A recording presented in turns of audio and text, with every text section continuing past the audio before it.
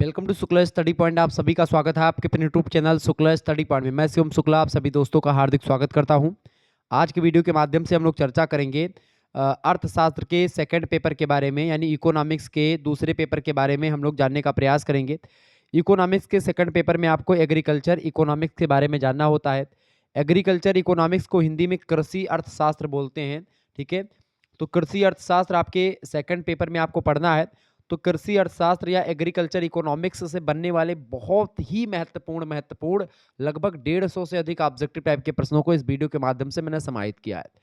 ये प्रश्न अगर आप देख लेंगे, निश्चित तौर पर आपको बता दूं, आप किसी भी विश्वविद्यालय के किसी भी कॉलेज में पढ़ रहे होंगे, आपके लिए एक प्रकार से बहुत ही महत्वपूर्ण होगा और आपके परिचय में, आपके पेपर में, आपके प्रश्न पत्र में यहीं से आपको प्रश्न देखने को मिलेंगे। इससे पहले पेपर 1 का भी मैंने मॉडल पेपर आपको दिया है, तो आप उसको भी देख लीजिएगा। 2024-25 की परीक्षाओं के लिए बहुत ही ज़बरदस्त है, बहुत ही महत्वपूर्ण लेक्चर है, तो आप इस वीडियो को अंत तक जरूर देखें। BA semester economics second paper agriculture economics के बहुत ही महत्वपूर्ण MCQs के बारे में चर्चा करेंगे।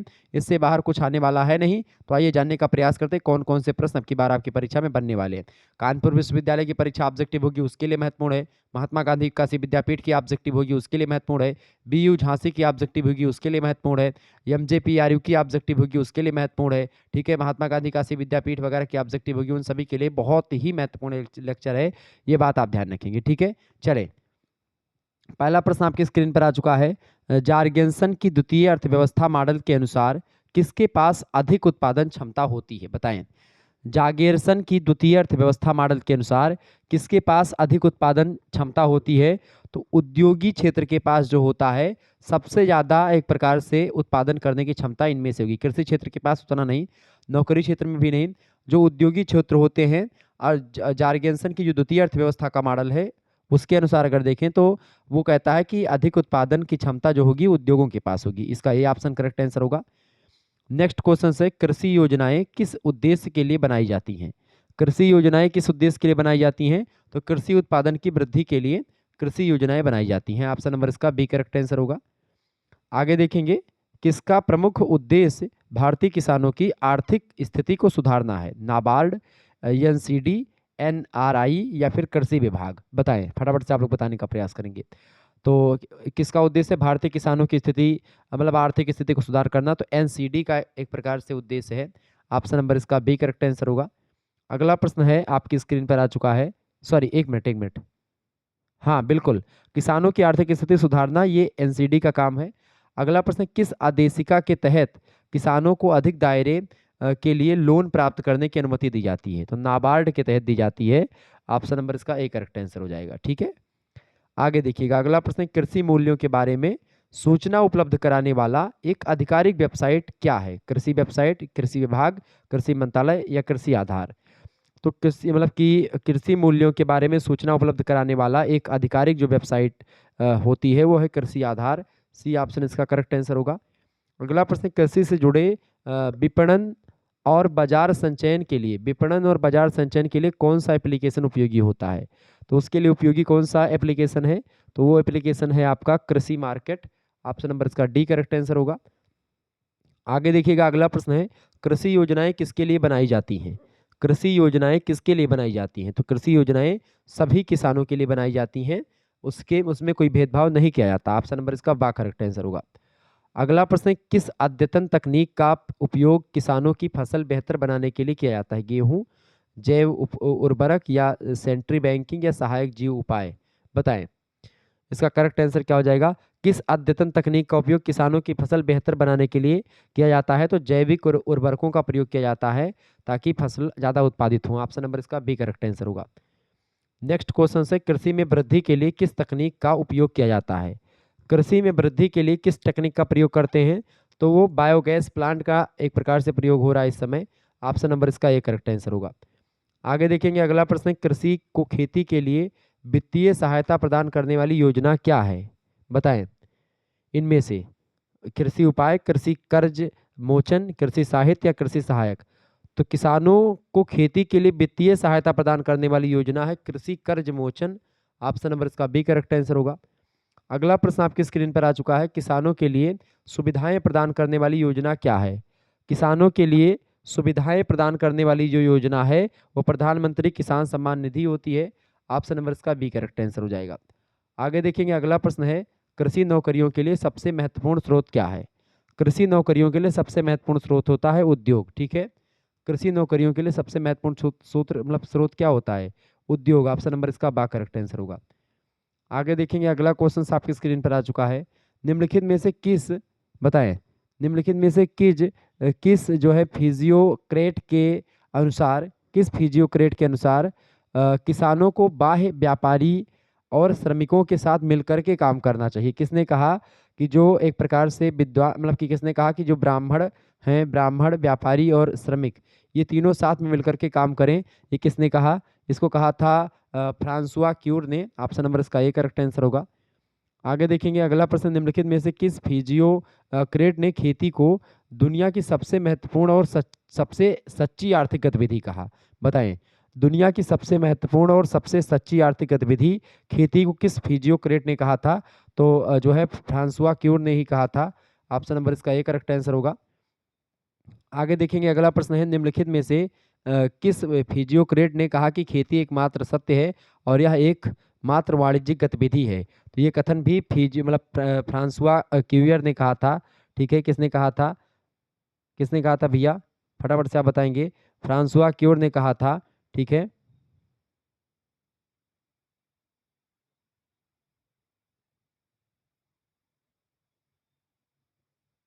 बताएं, फटाफट से आप लोग बताने का प्रयास करेंगे। तो खेती एकमात्र जो है एकमात्र सत्य है और यह एकमात्र वाणिज्यिक गतिविधि है, ये फ्रांसुआ क्यूअर का ही कथन है। ऑप्शन नंबर इसका ए करेक्ट आंसर होगा।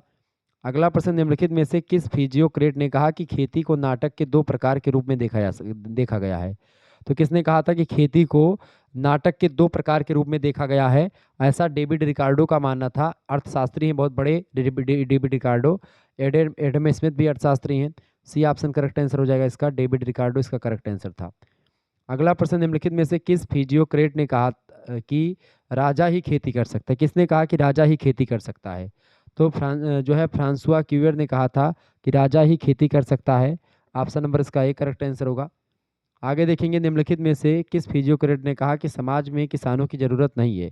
समाज में किसानों की जरूरत नहीं है, फ्रांसुआ क्यूवियर का कथन था। ये ऑप्शन करेक्ट आंसर होगा।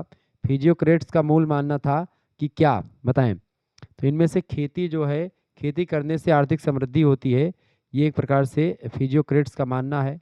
डी ऑप्शन करेक्ट आंसर होगा। अगला प्रश्न, निम्नलिखित में से किस फिजियोक्रेट ने कहा कि किसान किसी काम के लिए उपयुक्त नहीं है? किसान किसी काम के लिए उपयुक्त नहीं, फ्रांसुआ क्यूवियर का ही कथन है। ये ऑप्शन करेक्ट आंसर हो जाएगा।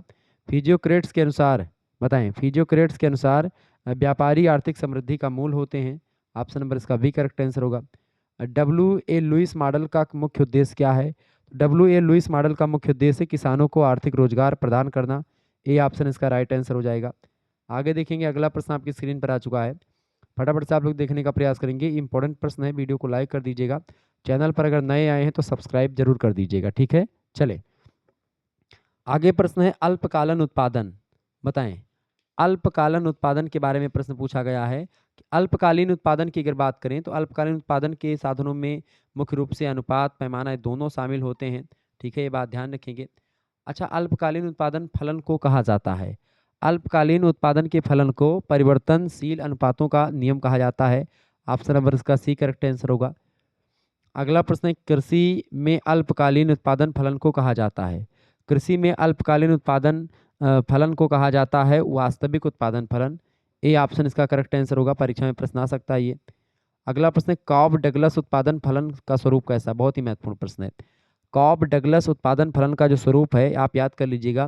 पी बराबर B small B capital L, फिर उसके ऊपर के, और फिर सी कैपिटल, फिर 1 - के।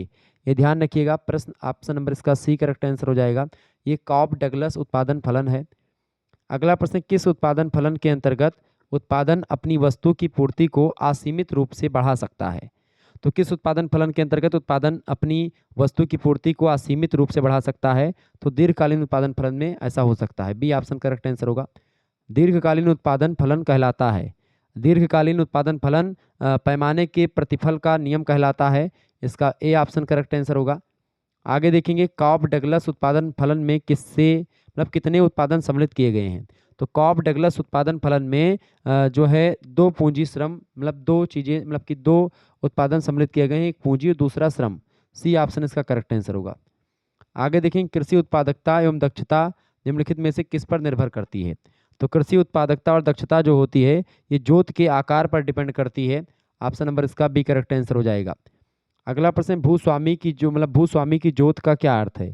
भूस्वामी का जोत का अर्थ होता है कि भूमि का वह हिस्सा या वह आकार जिस पर व्यक्ति का स्वामित्व होता है वही भूमि मतलब भूस्वामी की जोत होती है, यानी कितना खेत है वो।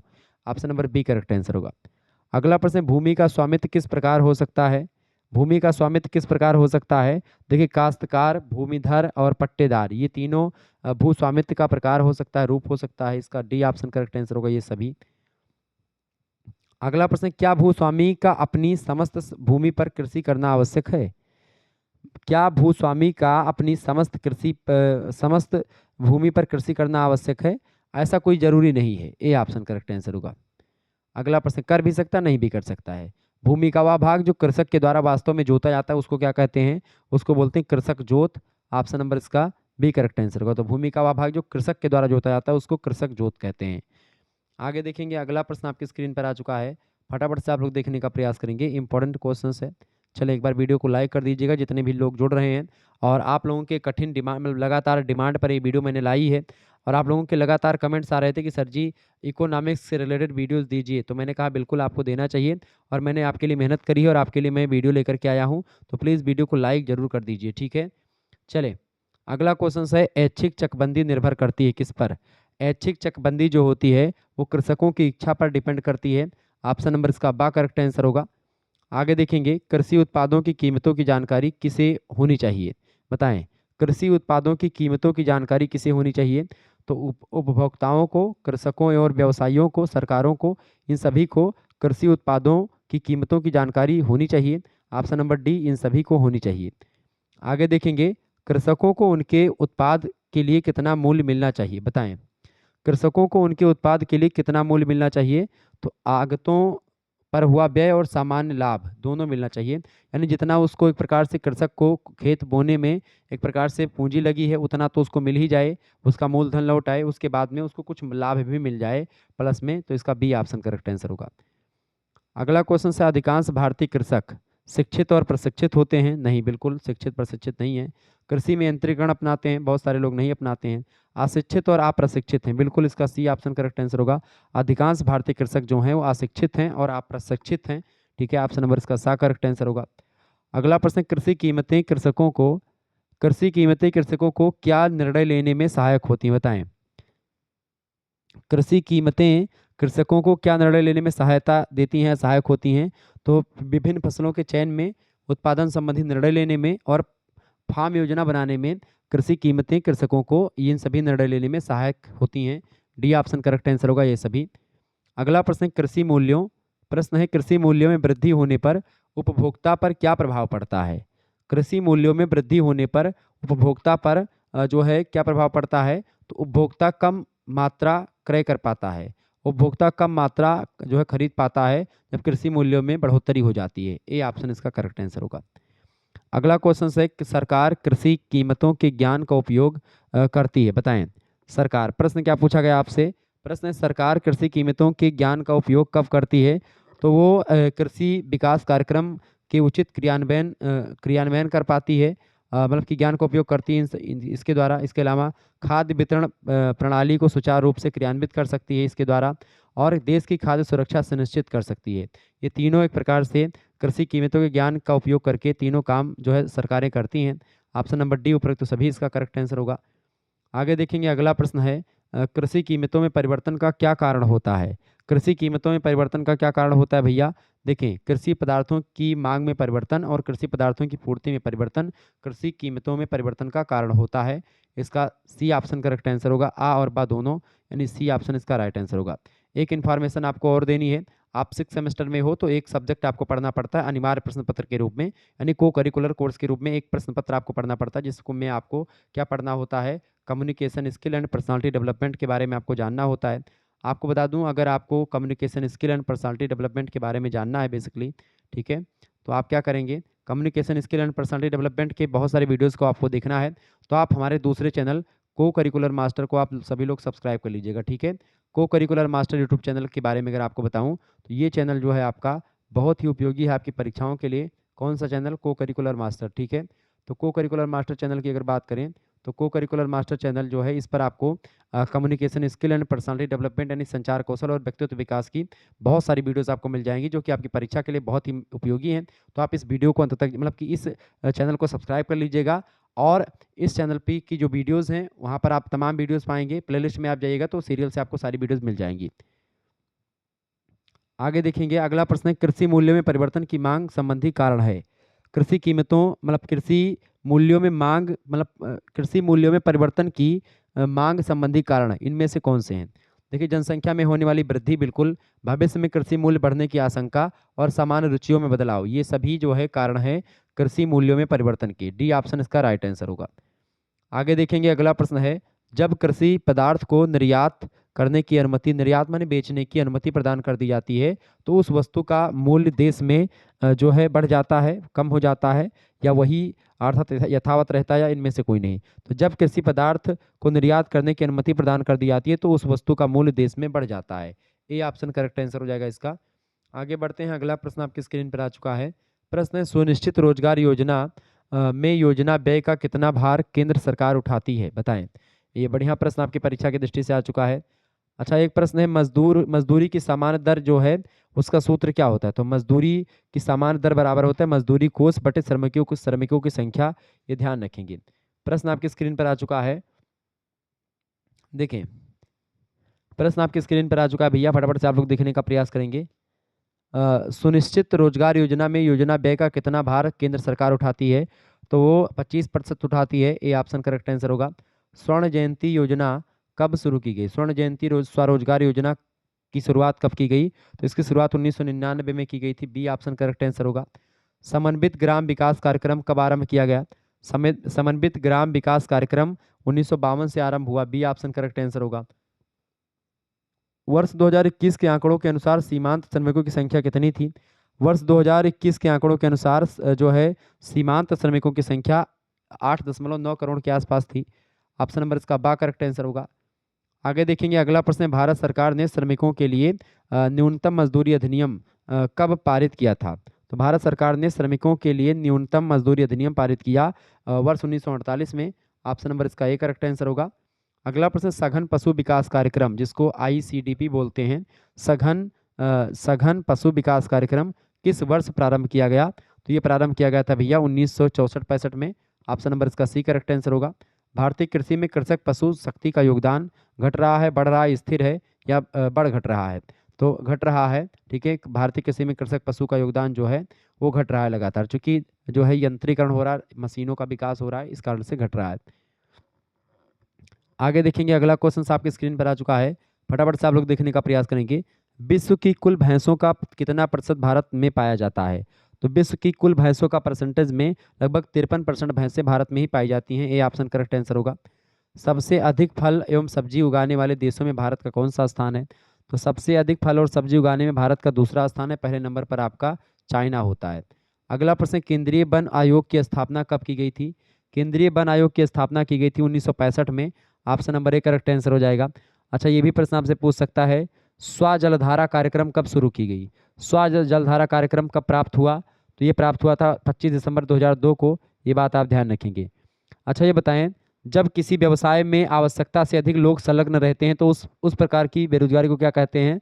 उसको प्रच्छन्न बेरोजगारी कहते हैं। मान लेते हैं आपके घर में कोई दुकान है और उस दुकान में एक लोग का काम है, लेकिन 3-4 भाई हो आप, तो 3-4 भाई उसी में लगे रहते हो, तो ये प्रच्छन्न बेरोजगारी है। आपके पास 1 बीघे खेत है, उसी 1 बीघे खेत में 3-4 लोग, 3 भाई हो, तीनों का काम कर रहे हो, तो प्रच्छन्न बेरोजगारी मतलब कि जब एक लोगों का काम है और उससे अधिक आप जो है काम कर रहे हो, ठीक है, तो वो प्रच्छन्न बेरोजगारी कहलाती है। क्लियर? आगे देखेंगे, अगला प्रश्न है, ऑपरेशन फ्लड किस वर्ष प्रारंभ हुआ? ऑपरेशन फ्लड की अगर बात की जाए, ऑपरेशन फ्लड जो है ये 1970 में प्रारंभ हुआ। ऑप्शन नंबर सा करेक्ट आंसर होगा। अगला प्रश्न, निम्नलिखित में से किस संस्था का संबंध भारत की कृषि एवं ग्रामीण वित्त की आवश्यकता तक ही सीमित है? तो ये है नाबार्ड। ऑप्शन नंबर इसका बा करेक्ट आंसर होगा। आगे देखेंगे, अगला क्वेश्चन आपकी स्क्रीन पर आ चुका है, फटाफट से आप लोग देखने का प्रयास करेंगे और वीडियो को लाइक कर दीजिएगा। चैनल पर अगर नए हैं तो सब्सक्राइब जरूर कर दीजिएगा। जितने भी लोग देख रहे हो फटाफट से वीडियो को लाइक कर दीजिएगा। चले, सभी लोग लाइक करेंगे। अच्छा बताएं, मजदूरी कोष सिद्धांत के प्रतिपादक कौन है? एडम स्मिथ जो है मजदूरी कोष सिद्धांत के प्रतिपादक हैं। एक प्रश्न आपसे और पूछा जाता है, एक मिनट, मजदूरी कोष सिद्धांत का प्रतिपादन किसने किया था? तो किसने किया था मजदूरी कोष सिद्धांत का प्रतिपादन? तो देखें, जेएस मिल ने भी इस पर विचार दिया है अपने। एडम स्मिथ ने तो विचार एक प्रकार से बहुत सही तरीके से दिया है। तो जेएस मिल और एडम स्मिथ दोनों के नाम इसमें आते हैं। अच्छा ये बताएं कि मजदूरी में लौह नियम का प्रतिपादन किस अर्थशास्त्री ने किया था? तो एडम स्मिथ ने किया था। ओके, ये बात भी ध्यान रखेंगे। मजदूरी का अवशेष अधिकारी सिद्धांत किसने प्रतिपादित किया? मजदूरी का अवशेष अधिकारी सिद्धांत जो है वाकर ने प्रस्तुत किया था। वाकर महोदय ने, वाकर भी अर्थशास्त्री हैं एक, ठीक है। देखिए, मजदूरी के कोष सिद्धांत के प्रतिपादक की बात करेगा तो आप जेएस मिल को लगाएंगे, ठीक है। एडम स्मिथ को चूंकि बाद में उन्होंने कुछ काम किया, लेकिन सबसे ज़्यादा काम जेएस मिल ने किया है, जॉन स्टुअर्ट मिल ने किया है। तो करेक्ट आंसर आप हमेशा क्या लगाएंगे? जॉन स्टुअर्ट मिल को ही लगाइएगा, जेएस मिल, ठीक है। ध्यान रखेंगे, जेएस मिल ही इसका करेक्ट आंसर हो जाएगा, ठीक है। ये बात आप ध्यान रखेंगे। क्लियर?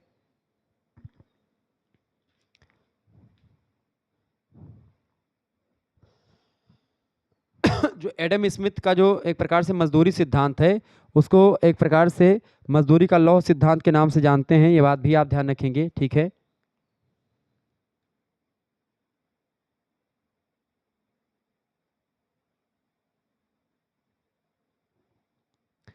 आगे बढ़ा जाए।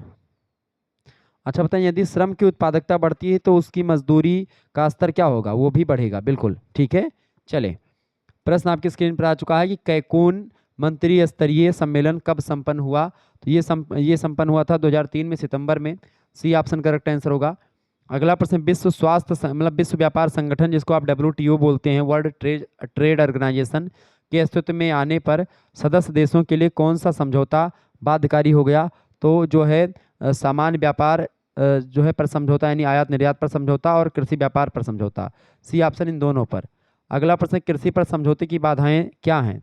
कृषि पर समझौते की बाधाएं जो हैं वो ये सभी हैं, यानी बाजार की पहुंच, घरेलू सहायता और निर्यात प्रतिस्पर्धा वचनबद्धताएं। इसका डी ऑप्शन करेक्ट आंसर होगा, ये सभी।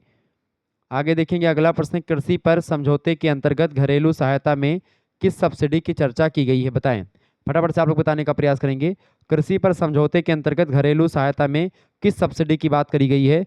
तो जो है अंबर बॉक्स सब्सिडी और ब्लू बॉक्स एवं ग्रीन बॉक्स सब्सिडी, इन सभी सब्सिडियों की बात करी गई है। सी ऑप्शन करेक्ट आंसर होगा। भारत में कितने आयातों पर से प्रतिबंध समाप्त कर दिए गए हैं? बताएं, भारत में कितने आयातों पर से जो है प्रतिबंध समाप्त कर दिए गए हैं? तो 1429 प्रतिबंध समाप्त कर दिए गए हैं, बी ऑप्शन, आयात पर। बताएं, बाली किस देश का एक एक द्वीप प्रांत है? तो बाली जो है इंडोनेशिया का एक द्वीप प्रांत है। ऑप्शन नंबर इसका बा करेक्ट आंसर हो जाएगा। आगे देखेंगे, बाली वार्ता किस मंत्री स्तरीय सम्मेलन के परिणाम स्वरूप हुआ व्यापार समझौता है? तो नौवां मंत्री परिषद सम्मेलन में बाली वार्ता हुआ था। विश्व व्यापार संगठन की स्थापना के पश्चात भारतीय कृषि वस्तुओं से निर्यात की आय बताएं। तो बाली जो है विश्व व्यापार संगठन की स्थापना के पश्चात भारतीय कृषि वस्तुओं से निर्यात की आय जो है वो कम हो गई है। ऑप्शन नंबर इसका सा करेक्ट आंसर हो जाएगा। आगे देखेंगे, अगला प्रश्न है, बाली समझौते के घोषणा पत्र में प्रमुखता किन मुद्दों पर चर्चा किया गया है, किन मुद्दों पर विचार विमर्श किया गया है? तो देखिए, व्यापार को सरल बनाने के मुद्दे पर, कृषि संबंधी व्यापार नियमों को लाभकारी बनाने के मुद्दे पर और कृषि विकास से जुड़े अन्य मुद्दों पर भी जो है चर्चा की गई। डी ऑप्शन करेक्ट आंसर होगा। विश्व व्यापार संगठन की संधि वार्ता में कौन सी बातें शामिल थी? देखिए, कृषि अनुदान समाप्ति, विशिष्ट उत्पाद के उत्पादन संबंधित अनुदान और पेटेंट प्रणाली, ये सभी बातें जो है शामिल थी विश्व व्यापार संगठन की संधि वार्ता में। डी ऑप्शन उपरोक्त सभी इसका करेक्ट आंसर हो जाएगा। आगे देखेंगे, अगला प्रश्न आपकी स्क्रीन पर आ चुका है। चलें, इस वीडियो को लाइक कर दीजिएगा। चैनल पर अगर नए आए हैं, अभी जुड़े हैं तो आप सब्सक्राइब कर दीजिएगा। क्षेत्रीय ग्रामीण बैंक की स्थापना कब हुई थी? 26 सितंबर 1975 को। राष्ट्रीय पेयजल मिशन की स्थापना कब हुई? 1986 में, ठीक है। ये बात आप ध्यान रखेंगे। अच्छा, कापार्ट का संबंध किससे है? कापार्ट का संबंध है ग्रामीण कल्याण कार्यक्रमों के लिए। जवाहर रोजगार योजना में किस योजना को शामिल किया गया था? तो उसमें RLEGP योजना को शामिल किया गया था। अच्छा बताएं, ये कि ग्रामीण संचार सेवक योजना किस वर्ष प्रारंभ की गई? तो दिसंबर 2002 में प्रारंभ की गई थी। ये सब आप बात ध्यान रखेंगे। संपूर्ण ग्रामीण योजना सरकार के द्वारा कब शुरू की गई? 2001 में सितंबर महीने में। ठीक है, ये बात आप ध्यान रखेंगे, परीक्षा में प्रश्न आ सकता है। चलें, अगला प्रश्न आपके स्क्रीन पर क्या आ चुका है? प्रश्न, एग्रीकल्चर इंफ्रास्ट्रक्चर फंड योजना किस वर्ष लागू हुई? एग्रीकल्चर इंफ्रास्ट्रक्चर योजना जो है, फंड योजना लागू हुई 2020 में। बी ऑप्शन करेक्ट आंसर होगा। कृषि के प्रमुख प्रकार कौन से हैं? कृषि के प्रमुख प्रकारों में स्थानांतरण एवं निर्वाह कृषि, पशुचारण कृषि, गहन खेती, ये सब शामिल हैं। डी ऑप्शन करेक्ट आंसर होगा, हो जाएगा इसका। अगला क्वेश्चन से, भारत के प्रमुख कृषि निर्यात हैं। भारत के प्रमुख कृषि निर्यातों में चावल, चीनी, मसाले, ताजे फल और सब्जियां, भैंस का मांस और समुद्री उत्पाद, ये सब भारत से बेचे जाते हैं, निर्यात किए जाते हैं। डी ऑप्शन करेक्ट आंसर हो जाएगा, उपरोक्त तो सभी। अगला प्रश्न, विश्व व्यापार संगठन समंकों के अनुसार विश्व स्तर पर भारतीय निर्यात का क्या स्थान या क्या रैंक रहा है? तो 10वां स्थान रहा है। ऑप्शन नंबर इसका बा करेक्ट आंसर होगा। अगला प्रश्न, भारत में अनुसूचित कृषि निर्यात के क्षेत्रों की संख्या। भारत में अधिसूचित कृषि निर्यात क्षेत्रों की संख्या 60 है। ऑप्शन नंबर इसका सी करेक्ट आंसर होगा। अगला प्रश्न है, वर्तमान भारत में कितने लोग कृषि पर डिपेंड हैं? तो कितने प्रतिशत लोग कृषि पर डिपेंड हैं? लगभग 58% भारत में लोग कृषि पर डिपेंड हैं। सी ऑप्शन इसका राइट आंसर होगा। कृषि पर आधारित सर्वाधिक बड़ा उद्योग कौन सा है? कृषि पर आधारित सर्वाधिक बड़ा उद्योग जो है, सूती वस्त्र उद्योग और चीनी उद्योग, ये दोनों बड़े उद्योग हैं कृषि पर आधारित। सी ऑप्शन करेक्ट आंसर हो जाएगा। आगे देखेंगे, अगला प्रश्न है, भारतीय कृषि निर्यात को कितने भागों में बांटा जा सकता है? भारतीय कृषि निर्यात को जो है कच्चे कृषि उत्पाद, अर्धनिर्मित कृषि उत्पाद और संसाधित कृषि उत्पाद, इन सभी में बांट सकते हैं। डी ऑप्शन उपरोक्त सभी राइट आंसर होगा इसका। अगला प्रश्न, कृषि उत्पाद मतलब किस कृषि उत्पाद के निर्यात में सर्वाधिक लाभ होता है, बताएं? तो इनमें से जो संशोधित कृषि उत्पाद होता है, संसाधित, उसमें एक प्रकार से ज़्यादा लाभ होता है। अगला प्रश्न, समुद्री उत्पाद के निर्यात की प्रवृत्ति है।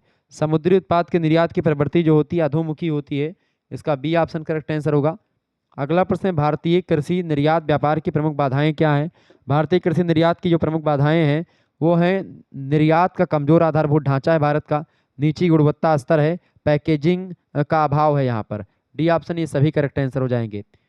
आगे देखेंगे, अगला प्रश्न है, निम्नलिखित में से किस राज्य में गेहूं की खेती का क्षेत्र सबसे अधिक है? तो गेहूं की खेती का जो क्षेत्र है सर्वाधिक मात्रा में कहाँ पर है? अपने उत्तर प्रदेश में है। ये बात आप ध्यान रखेंगे। ओके, कहाँ पर है भैया? उत्तर प्रदेश में है। ठीक है, देश में चावल उत्पादन की दृष्टि से जो प्रमुख राज्य हैं उनमें आपका उत्तर प्रदेश, पंजाब और हरियाणा, ये 3 राज्य जो है बहुत ही अग्रणी है।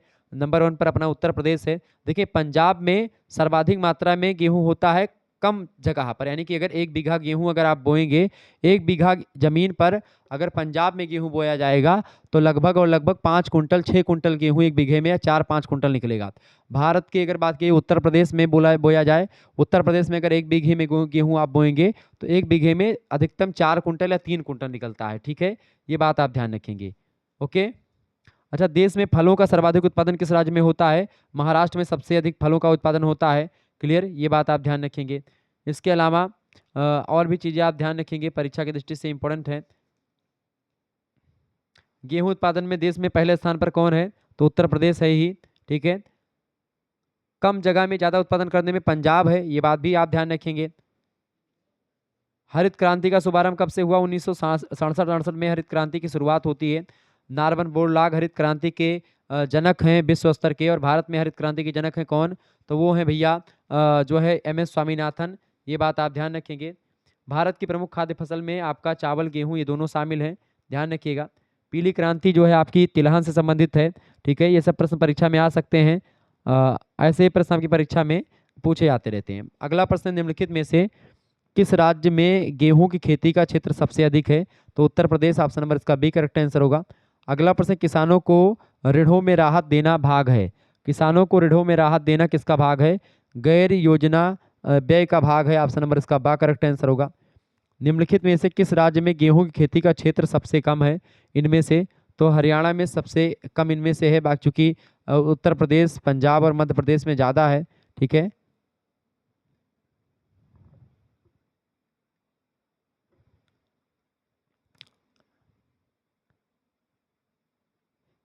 एमपी में गेहूं का उत्पादन कम होगा चूंकि हरियाणा में होता है। हरियाणा, उत्तर प्रदेश, पंजाब, ये तीनों अग्रणी हैं। मध्य प्रदेश इसका लगाएंगे बी ऑप्शन, मध्य प्रदेश। अगला क्वेश्चन आपकी स्क्रीन पर आ चुका है। निम्नलिखित में से कौन सा कार्य कृषि में पूंजी निर्माण की श्रेणी में आता है? कौन सा काम पूंजी निर्माण की श्रेणी में आता है? देखें, ग्रामीण सड़कों का निर्माण, शीतगृह का निर्माण और चेक डैम का निर्माण, ये सब जो है पूंजी निर्माण की श्रेणी में आते हैं कृषि कार्य में। डी ऑप्शन करेक्ट आंसर होगा। कृषि में नई प्रौद्योगिकी के लाभों का वितरण सर्वाधिक हिस्सा किसके पक्ष में गया है? सीमांत कृषकों के, या लघु कृषकों के, या कृषि श्रमिकों के, या तो बड़े कृषकों के फेवर में गया है। D option. अगला प्रश्न, निम्नलिखित में से क्या कृषि की नई प्रौद्योगिकी का अंग नहीं रहा? तो कृषि की नई प्रौद्योगिकी का अंग क्या नहीं रहा? शीत गृहों का निर्माण नहीं रहा। सी ऑप्शन करेक्ट आंसर होगा। अगला प्रश्न, रासायनिक उर्वरकों पर प्रतिवर्ष औसतन कितनी सब्सिडी दी जा रही है? तो प्रतिवर्ष लगभग रासायनिक उर्वरकों पर 15,000 करोड़ से अधिक सब्सिडी दी जा रही है। सी ऑप्शन करेक्ट आंसर होगा। भारत में निम्नलिखित में से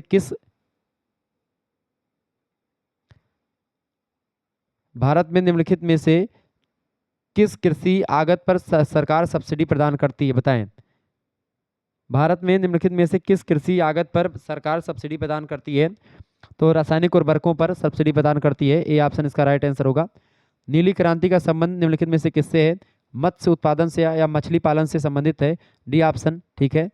आगे देखेंगे, हरित क्रांति के प्रमुख तत्व हैं अधिक उपज देने वाले बीज, उर्वरकों का प्रयोग और सिंचाई सुविधाओं का विस्तार। ये तीनों एक प्रकार से प्रमुख तत्व हैं। ऑप्शन नंबर इसका डी लगा देंगे, करेक्ट आंसर होगा ये सभी।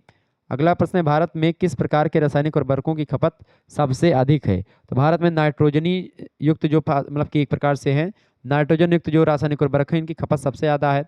ये बात आप ध्यान रखेंगे। आगे बढ़ते हैं, अगला प्रश्न आपकी स्क्रीन पर आ चुका, फटाफट से आप लोग देखने का प्रयास करेंगे। बहुत ही महत्वपूर्ण प्रश्न है परीक्षा की दृष्टि से आपके।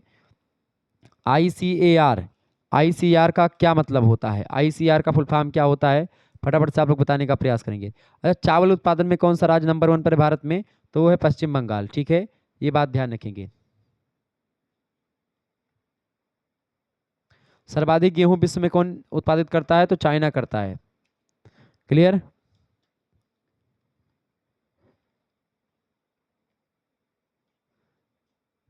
अच्छा बताएं, डीएपी उर्वरक में डीएपी का मतलब क्या होता है? डीएपी का मतलब होता है भैया क्या? डाइमोनियम जो है फॉस्फेट, इसका डाई अमोनियम फास्फेट जो होता है उसको बोलते हैं डीएपी, जिसको डाई बोलते हैं शॉर्ट फॉर्म में। ठीक है, डाई बोलते हैं बहुत सारे लोग। तो डाई अमोनियम फास्फेट होता है इसका फुल फॉर्म। डीएपी का मतलब डाई अमोनियम फास्फेट होता है, ये बात आप ध्यान रखेंगे। अच्छा होता है, एनपीके उर्वरक संयोग में के किस तत्व का द्योतक है? तो के मतलब होता है पोटेशियम। ठीक है, ये बात ध्यान रखेंगे। उर्वरकों का राजा किसे कहा जाता है? यूरिया को उर्वरकों का राजा कहा जाता है। जैसे मान लेते हैं, अगर मान लेते हैं आपकी धान बोए हैं, गेहूं बोए हैं, उसमें इस समय यूरिया डालेंगे तो वो हरा भरा हो जाता है। उर्वरक यूरिया डालने से क्या होते हैं? हरे भरे हो जाते हैं। ठीक है, ये बात ध्यान रखेंगे आप।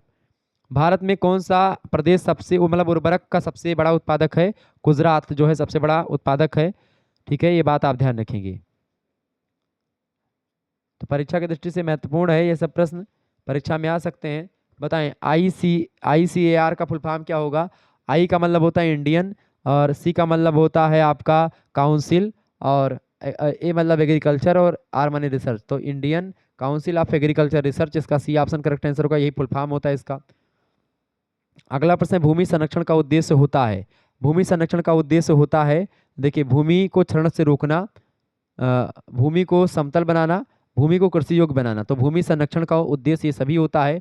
इनमें से गलत ये, इनमें से सभी करेक्ट आंसर हो जाएगा। डी ऑप्शन ऊपर तो सभी कर लेंगे यहाँ पर।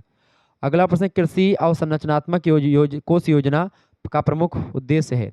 कृषि अवसंरचनात्मक कोष योजना का प्रमुख उद्देश्य क्या है? फसलों का सुरक्षित भंडारण। बिल्कुल, ए ऑप्शन करेक्ट आंसर होगा।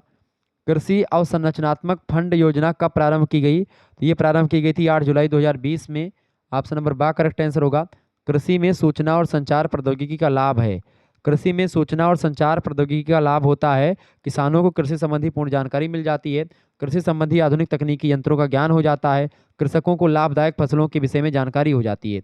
तो इस तरीके से डी ऑप्शन यानी सूचना और संचार प्रौद्योगिकी का बहुत योगदान हो गया है कृषि में आजकल तो। ठीक है, आगे देखेंगे, अब गेहूं काटने वाली मशीनें आ गई हैं। पहले हम लोग गेहूं खूब काटते थे, लेकिन आजकल क्या है, मशीनें चल गई, तो अब की बार गेहूं काटने से फुर्सत मिली। लेकिन मतलब कि जो गेहूं का थ्रेसर में लगा करके दाया जाता है, तो दाया है हम लोगों ने। लेकिन जो है, मैं मेहनत करता हूँ, ऐसी आप लोग सोच रहे होंगे कि मैं मेहनत नहीं करता हूँ। हमारे यहाँ पे लगभग 11-12 भैंस हैं, अब आप हमारे शरीर को देख करके जान पा रहे होंगे कि भाई हम इतने भैंस हैं तो दूध दूध खा के मोटे क्यों नहीं हो जाते सर जी।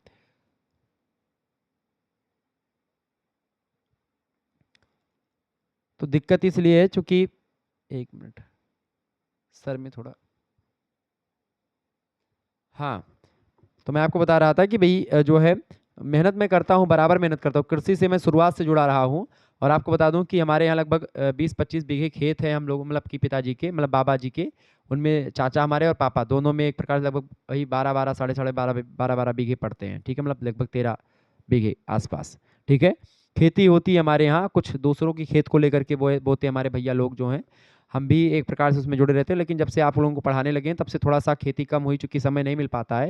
लेकिन फिर भी अभी भी मैं जाता रहता हूँ, ठीक है। भैंस है घर पे, तो मैं जैसे वीडियो बना करके निकला तो फिर निकल गया भैंस या गाय को खिलाने के लिए चारा वारा, ठीक है। तो इससे मेहनत करता हूँ अभी भी, ऐसी कोई बात नहीं है। कृषि में आईसीटी का क्या अर्थ है? आईसीटी का मतलब क्या होता है? आईसीटी का मतलब होता है information and communication technology. B option इसका करेक्ट आंसर होगा। नेक्स्ट क्वेश्चन आपके स्क्रीन पर आ चुका। सूचना प्रौद्योगिकी में क्या शामिल होता है कृषि के संदर्भ में? तो सूचना प्रौद्योगिकी में नेटवर्क सुरक्षा, दूर संचार के माध्यम और कृषि आधारित सॉफ्टवेयर, ये सब शामिल होते हैं। डी ऑप्शन इसका राइट आंसर होगा। अगला प्रश्न, सूचना प्रौद्योगिकी कृषि में कैसे सहायता करती है? सूचना प्रौद्योगिकी कृषि में जो है एक प्रकार से फसलों एवं पशुधन के संबंध में जानकारी प्राप्त होना और मौसम एवं फसल बीमारियों तथा तुरंत उपचार जानकारी प्राप्त होना, इन सभी से सूचना प्रौद्योगिकी कृषि में सहायता करती है। ए ऑप्शन, मतलब सी ऑप्शन, ए और बी दोनों। क्या भूमि सुधारों में कृषकों की आय बढ़ती है? भूमि सुधारों से कृषकों की आय बिल्कुल बढ़ती है भाई, हाँ बढ़ती है, ए ऑप्शन। आगे देखेंगे, अगला प्रश्न आपकी स्क्रीन पर आ चुका है। नाबार्ड का मुख्यालय कहाँ पर स्थित है, बताएं। तो नाबार्ड का मुख्यालय कहाँ पर है भैया? फटाफट से आप लोग बताने का प्रयास करेंगे, इसका राइट आंसर क्या हो जाएगा? नाबार्ड, नाबार्ड का मुख्यालय कहाँ पर स्थित है? देखिए, नाबार्ड का मुख्य उद्देश्य क्या है? कृषि और ग्रामीण विकास करना, ये नाबार्ड का मुख्य उद्देश्य है, ठीक है। और नाबार्ड के लिए एक प्रमुख स्रोत है किसान, ठीक है। नाबार्ड की अगर बात की जाए तो नाबार्ड का जो है उद्देश्य खास करके जो तमाम प्रकार की चीज़, नाबार्ड का जो कार्य क्षेत्र रहा है वो खासकर ग्रामीण और शहरी क्षेत्र दोनों रहा है, ठीक है।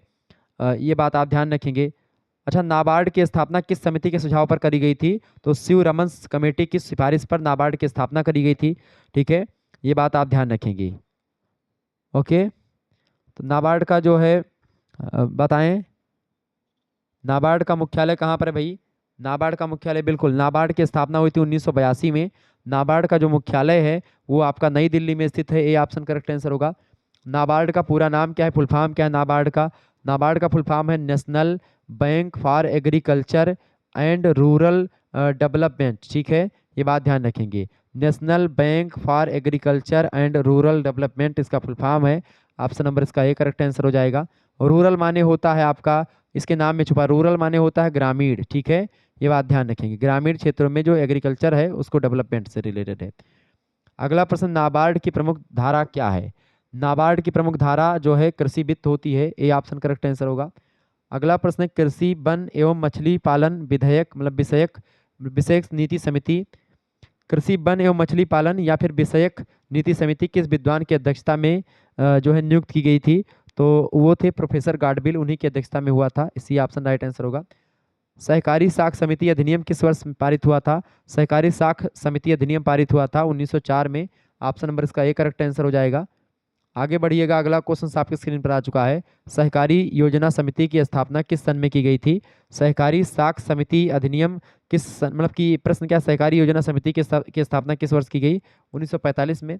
प्रथम पंचवर्षीय योजना का काल है, प्रथम पंचवर्षीय योजना का जो समय काल है वो 1950 या 1951 से 56 का रहा, 1951 कर लेंगे, 1951 से 56, ठीक है। ए ऑप्शन करेक्ट आंसर हो जाएगा। अगला प्रश्न, आठवीं पंचवर्षीय योजना अवधि है, आठवीं पंचवर्षीय योजना की अवधि कौन सी है भाई? फटाफट से आप बताएंगे। तो इसका करेक्ट आंसर होगा 1992 से 97, सी ए ऑप्शन करेक्ट आंसर होगा। भारत में अंतिम पंचवर्षीय योजना कौन सी है? अंतिम पंचवर्षीय योजना 12वीं पंचवर्षीय योजना, ए ऑप्शन। 12वीं पंचवर्षीय योजना की अवधि थी, 12वीं पंचवर्षीय योजना की अवधि 2012 से 17, ऑप्शन नंबर इसका सा करेक्ट आंसर हो जाएगा। अगला प्रश्न, निम्नलिखित में से किसके सहयोग से सहकारी प्रशिक्षण का कार्य प्रारंभ किया गया? तो किसके सहयोग से किया गया था? बी.एल. मेहता के, ऑप्शन नंबर इसका ए करेक्ट आंसर होगा। आगे देखेंगे, अगला क्वेश्चन आपके स्क्रीन पर आ चुका है। विपणन दक्षता से तात्पर्य प्रयुक्त उत्पादन साधन एवं प्राप्त उत्पाद के अनुपात को अधिकतम करने से है। यह कथन किसका है? तो विपणन दक्षता से तात्पर्य प्रयुक्त उत्पादन साधन एवं प्राप्त उत्पाद के अनुपात को अधिकतम करने से है। यह कथन कहा था कोल्स और जो है डहल ने। ऑप्शन नंबर इसका सी करेक्ट आंसर होगा। अगला प्रश्न, निम्नलिखित में से कौन सा कृषि विपणन का अंग नहीं है? कृषि विपणन का अंग नहीं है कृषकों द्वारा स्वयं उपभोग, ये कृषि विपणन का अंग नहीं। बाकी उत्पाद को मंडी ले जाना, एकत्रीकरण करना, क्षेत्रीय मतलब श्रेणीकरण और प्रमापीकरण करना, ये सब कृषि विपणन का अंग होता है। अगला प्रश्न, कृषकों की आय स्थिरता हेतु फसल बीमा योजना का सुझाव किसने दिया? कृषकों की आय स्थिरता के लिए फसल बीमा योजना का सुझाव दिया था श्री नारायण स्वामी नायडू ने। बी ऑप्शन इसका करेक्ट आंसर हो जाएगा। ओके, आगे देखेंगे। अगला प्रश्न आपकी स्क्रीन पर आ चुका है। देखिए, केंद्रीय भंडारण निगम की स्थापना कब हुई? केंद्रीय भंडारण निगम की स्थापना 1957 के आसपास हुई। सी ऑप्शन करेक्ट आंसर होगा। व्यापक फसल बीमा योजना किस वर्ष लागू की गई? व्यापक फसल बीमा योजना लागू की गई थी 1985 में। ए ऑप्शन करेक्ट आंसर होगा। व्यापार चक्र के काबेब प्रमेय का प्रतिपादन किसने किया? तो काबेब प्रमेय का प्रतिपादन किया था प्रोफेसर टिनबर्जन ने। ऑप्शन नंबर इसका बा करेक्ट आंसर होगा। मौसमी उच्चावचनों का सर्वाधिक प्रभाव किस क्षेत्र पर पड़ता है? तो मौसमी उच्चावचनों का प्रभाव कृषि क्षेत्र पर पड़ता है। ये ऑप्शन करेक्ट आंसर हो जाएगा। कृषि पर लगने वाला उत्पाद शुल्क एवं आयात शुल्क किस श्रेणी में आता है? तो कृषि पर लगने वाला आयात शुल्क, उत्पाद शुल्क और आयात शुल्क जो होता है अप्रत्यक्ष कर की श्रेणी में लगता है। ऑप्शन नंबर इसका बा करेक्ट आंसर होगा। एग मार्क का चिन्ह जो होता है, एग मार्क का चिन्ह किस बात को प्रतीक है, किस बात का प्रतीक है? एग मार्क का चिन्ह जो होता है कृषि वस्तुओं की गुणवत्ता को दर्शाने का एक प्रतीक है। ऑप्शन नंबर इसका बा करेक्ट आंसर हो जाएगा। आगे देखेंगे। अगला प्रश्न, विभिन्न वस्तुओं के लिए निर्धारित श्रेणी निर्देशों को सभी स्थानों तथा समयों में स्थान मतलब समान रखने की प्रक्रिया क्या कहलाती? बताएं। विभिन्न वस्तुओं के लिए बताएं, विभिन्न वस्तुओं के लिए निर्धारित श्रेणी निर्देशों को सभी स्थानों पर समयों तथा समयों में समान स्थान या मतलब कि समान रखने की प्रक्रिया जो होती है वो मानकीकरण कहलाती है। ऑप्शन नंबर इसका सा करेक्ट आंसर होगा। अगला प्रश्न, संग्रहित माल को भली प्रकार रखने एवं रक्षा करने की प्रक्रिया क्या कहलाती है? संग्रहित माल को भली प्रकार रखने और उसकी रक्षा करने की प्रक्रिया भंडारण कहलाती है। बा ऑप्शन करेक्ट आंसर हो जाएगा। अगला प्रश्न, कृषि वस्तुओं की मांग कब होती है? कृषि वस्तुओं की मांग जो होती है वर्ष भर रहती है। डी ऑप्शन इसका करेक्ट आंसर होगा। हमेशा कृषि वस्तुओं की डिमांड रहती है। अगला प्रश्न आपके स्क्रीन पर आ चुका, फटाफट से आप लोग देखने का प्रयास करेंगे। बहुत ही महत्वपूर्ण प्रश्न है आपकी परीक्षा के लिए। ऐसे ही प्रश्न परीक्षा में आते रहते हैं तो ध्यान रखिएगा, ठीक है। आप लोग बहुत ही बारीकी के साथ इन चीज़ों को समझ पा रहे थे, ठीक है। ऐसे ही प्रश्न आपकी परीक्षा में आएंगे, ये बात आप ध्यान रखेंगे। वीडियो को लाइक कर दीजिए अगर पसंद आ रही वीडियो, और चैनल को सब्सक्राइब कर दीजिएगा। देखिए, प्रश्न है, लुईस मॉडल के अनुसार किसे बाह्य संसाधन की मतलब आवश्यकता होती है? बाह्य संसाधन की स्थापना जो मतलब की आवश्यकता होती है उद्यमियों को होती है। बी ऑप्शन करेक्ट आंसर होगा। अगला प्रश्न, W.A. लुईस मॉडल के अनुसार कृषि क्षेत्र की क्या स्थिति होनी चाहिए? तो कृषि क्षेत्र की स्थिति पिछड़ी होनी चाहिए। ऑप्शन नंबर इसका डी करेक्ट आंसर हो जाएगा। अगला प्रश्न, W.A. लुईस मॉडल के अनुसार नौकरियों के विकास के लिए किसका उपयोग किया जाता है? नौकरियों के विकास के लिए मानव संसाधनों का प्रयोग करते हैं। बी ऑप्शन करेक्ट आंसर होगा। अगला प्रश्न, W.A. लुईस मॉडल के अनुसार नौकरियां किसके द्वारा प्रदान की जाती हैं? नौकरियां जो होती खाद्य और पेट्रोलियम कंपनियों के द्वारा प्रदान करी जाती हैं, ठीक है। खाद्य और पेट्रोलियम कंपनियां जो होती हैं उनके द्वारा। अगला प्रश्न, लुईस मॉडल के अनुसार किन किसानों को अधिक आय मिलती है? लुईस मॉडल के अनुसार किन किसानों को अधिक आय मिलती है? तो सुधारे गए किसानों को, जो भूमि सुधार से रिलेटेड है उनको। ऑप्शन नंबर इसका ए करेक्ट आंसर होगा। अगला प्रश्न, लुईस मॉडल के अनुसार उद्योगों को किस तरह के कामगारों की आवश्यकता होती है? तो जो है अनुपस्थित कामगारों की आवश्यकता होती है। बी ऑप्शन करेक्ट आंसर हो जाएगा। देखिए, को करिकुलर मास्टर यूट्यूब चैनल को सब्सक्राइब कर लीजिएगा, क्योंकि यहाँ पर आपको को करिकुलर परीक्षाओं की यानी अनिवार्य प्रश्न पत्र जो आपका है communication skill and personality development यानी संचार कौशल और व्यक्तित्व विकास, तो इसकी वीडियोस यहाँ पर आपको मिल जाएंगी। प्लेलिस्ट में बहुत सारी वीडियोस हैं, आप देख लीजिएगा। अगला प्रश्न, W.A. लुईस मॉडल के अनुसार किन कामगारों की सुरक्षा मतलब कि का सुधार जा सकता है? बताएं। कामगारों की सुधार जा सकता है तो नियोक्ता कामगार। ऑप्शन नंबर इसका सी करेक्ट आंसर होगा। अगला प्रश्न, W.A. लुईस मॉडल के अनुसार किसे राष्ट्रीय आर्थिक विकास का मूल कारण माना जाता है? तो किसको मानते हैं? उद्योगों को। Option number D correct answer होगा। अगला प्रश्न, फाई और रेनिस के मॉडल का क्या मुख्य उद्देश्य है? फाई और रेनिस के मॉडल का उद्देश्य है गरीबी को कम करना। डी ऑप्शन इसका राइट आंसर हो जाएगा। आगे बढ़िएगा। अगला प्रश्न आपकी स्क्रीन पर आ चुका है, फटाफट से आप देखेंगे। फाई और रेनिस के मॉडल के अनुसार विकासशील देशों में किसी उद्योग करने की आवश्यकता है, बताएं। फाई और रेनिस के मॉडल के अनुसार विकासशील देशों में किसी उद्योग करने की आवश्यकता है, तो उद्योग क्षेत्र में एक प्रकार से उद्योग क्षेत्र में उद्योग करने की आवश्यकता होती है। बा ऑप्शन करेक्ट आंसर हो जाएगा। अगला प्रश्न है, फाई और रेनिस के मॉडल के अनुसार किस प्रकार के विकास को बहुउद्देशीकरण कहा जाता है। तो किस प्रकार के विकास को भैया सामाजिक और आर्थिक विकास को क्या कहते हैं, सामाजिक और आर्थिक विकास को, सामाजिक और आर्थिक विकास को बहुउद्देशीकरण कहा जाता है। फाई और रेनिस के मतलब कि रेनिस के मॉडल के अनुसार, ठीक है, ये बात आप ध्यान रखेंगे। तो इस तरीके से आप लोगों ने बहुत सारे ऑब्जेक्टिव प्रश्नों को समझ लिया जो कि आपकी परीक्षा की दृष्टि से बहुत ही महत्वपूर्ण थे। ऐसे ही और प्रश्नों के लिए आप इस चैनल को सब्सक्राइब कर लीजिएगा, शुक्ला स्टडी पॉइंट को। और भी वीडियोस मैं लगातार आपको देता रहूंगा मॉडल पेपर को लेकर के, ठीक है। आप सभी लोग चैनल को सब्सक्राइब जरूर करते हैं। बहुत बहुत धन्यवाद, मिलते हैं फिर नेक्स्ट वीडियो में, तब तक के लिए जय हिंद जय भारत। आप सभी का बहुत बहुत धन्यवाद।